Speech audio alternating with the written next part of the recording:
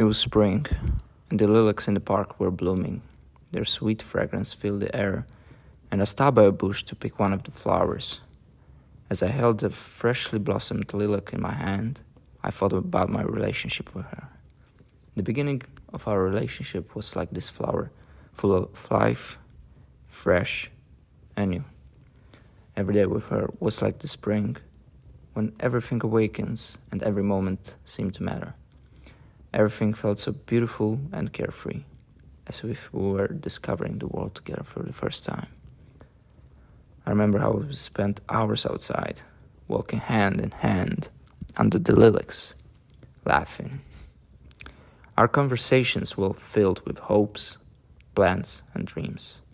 This fresh flower reminded me of the joy and excitement I felt every time I saw her.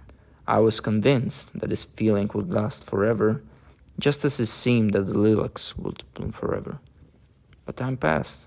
Just as the lilac flowers gradually lose their beauty, our bond began to fade. I noticed a wilted flower among the blossoming ones. Its color had faded, the petals were so crumpled, and it seemed to be losing its strength. This was exactly how our relationship ended, quietly and gradually. We drifted apart without fully realizing it at first. Small disagreements, the lack of time, and eventually we were faced with the decision that it no longer made sense to continue.